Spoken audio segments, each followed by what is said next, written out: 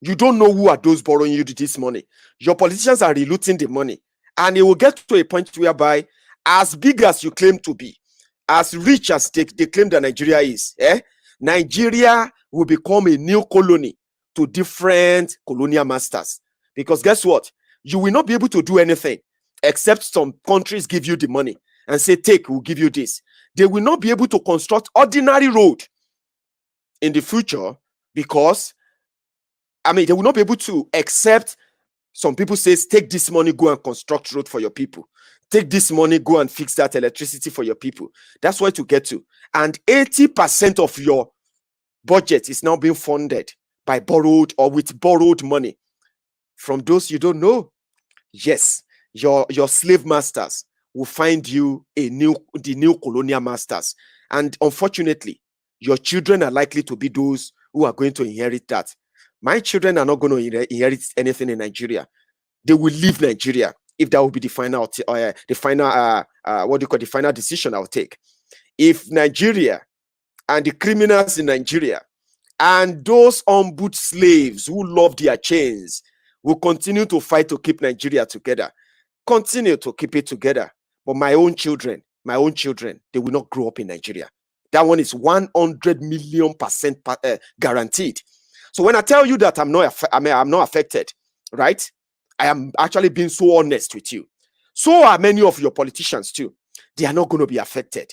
They will leave that country for you.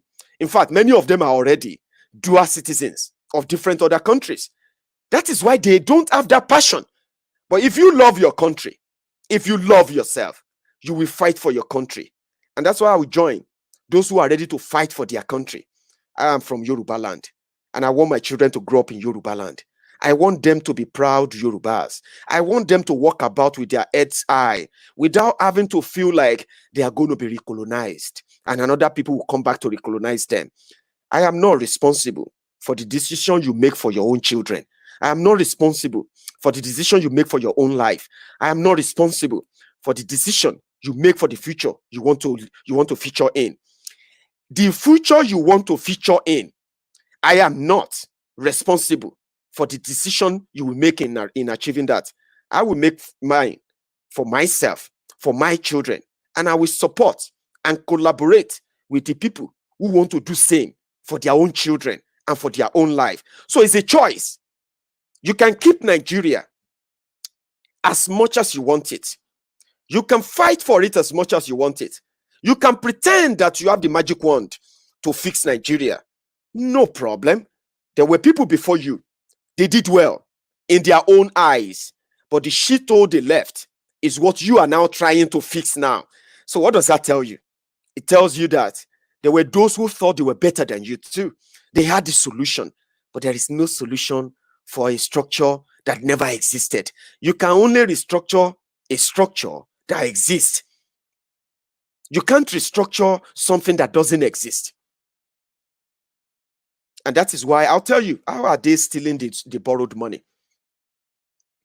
What they do is that the Chinese, the British, the Japanese, and every all of them that come to Nigeria to take advantage of our stupid leaders, of your stupid criminal leaders, rather, because they're not my leaders. They know the cost of everything they want to come and do in Nigeria. But they know that it's Nigeria now. If something is going to cost 10 naira or $10, Nigeria government will tell Oyinbo personally that, listen, that project that we want to borrow this money for, it's going to be $100. And we want you to attach that to that project, $100, not $10. So the crooked ones among them, what do? They take advantage of those criminals in Nigeria and they give them the deal they want. So if you think World Bank love you, if you think China Exim Bank love you, if you think America love you, and they love your economy so much that they want you to grow so big, then maybe you don't know what is going on behind the scene, where those who are actually making the decisions are deciding how to ruin your existence and why things are not working. So what they do is that once the Oyinbo release the loan, it doesn't go to their pockets. It goes to the contractors they want to execute the contract. So who are the contractors? Themselves. And that is where your money flies, grow wings. And the electricity they've been promising you from 1999, 1 million meetings they have held, 6 or 5 government that have come and gone, they still can't give you electricity. Why? Because there's no plan to give you the electricity. Despite the fact that they will gain from adding to the money, their greed will still never make them do the job. Billions of dollars gone, the country in debt. And how would you be comfortable staying on with that? That's the question. Do you not really want to live happy? Do you not really want to live life? I mean, live life genuinely, where you don't have to really depend on people? Don't you want to experience that? Why do you think you need to fast and pray to have a better life?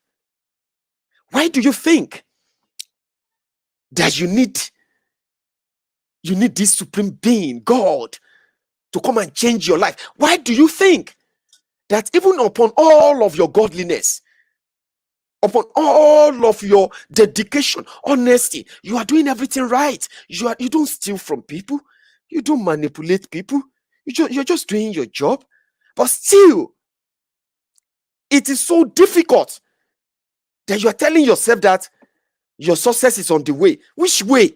Which road? From who? From where?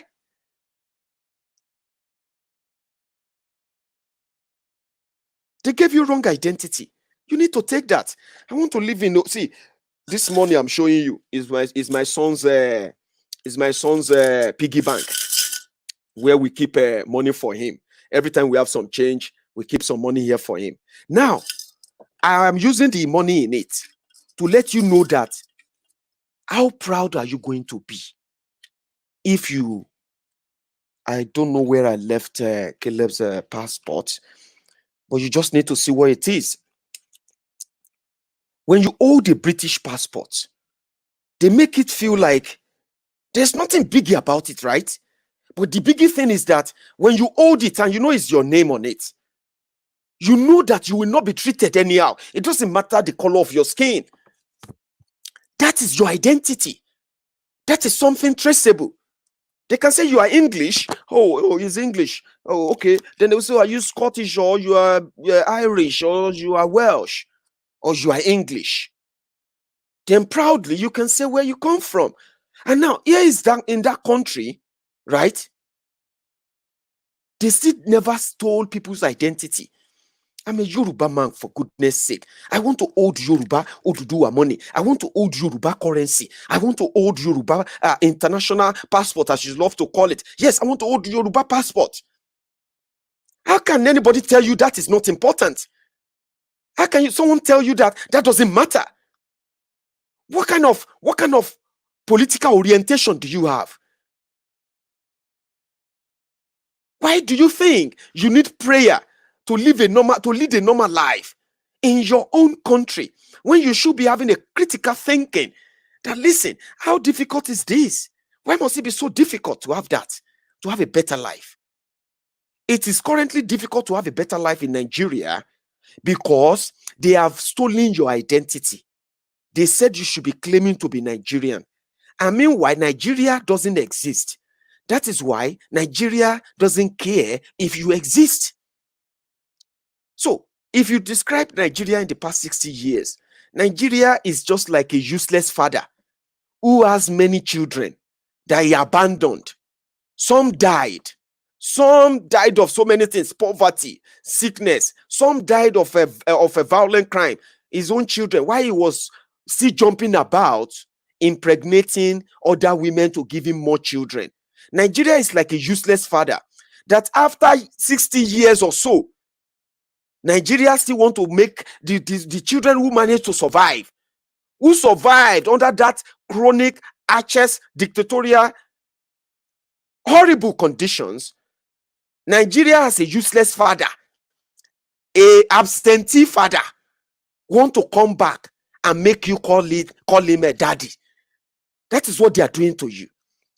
After Nigeria abandoned you, after Nigeria failed you, after Nigeria failed and destroyed everything that should make you proud Nigerian, Nigeria is coming back to ask you to be patriotic and continue to say, I am a Nigerian. I am a proud Nigerian. You are a foolish man. You are a foolish woman. If you continue to say that, you know why? Because if you know better, you should know that ordinarily you are going to be blackmailed by that father. He will tell you that, fine, I know I didn't take care of you. I know you could have died. I know that you could have, your life was destroyed. Okay, I agree. I know that I didn't give you anything. But what if I didn't use my prick to give birth to you? What the fuck is that? Did you give birth to that your son for him to become horrible and destroyed? Just for you to feel proud that you can produce. That is what Nigeria is. And every time you talk about, every time you go about and better stomping your chest that I'm a proud Nigerian, you are just a stupid person. I'm saying this to you with no apology. And I'm saying it to you because I want it to get to you. I want you to get offended. Because getting offended means you have been brainwashed for so long that you don't even know who you are. I'm a Yoruba man. Maybe you are a Biafran or an Igbo man. Be proud of that. Stop being stupid enough defending what doesn't really give a fuck about you. Nigeria, my country. I love Nigeria, my country. What do you love about Nigeria? You will make things up, won't you? At the end of the day, many of you will be writing based on your own tribal or religious indoctrination. That is what they have succeeded in doing.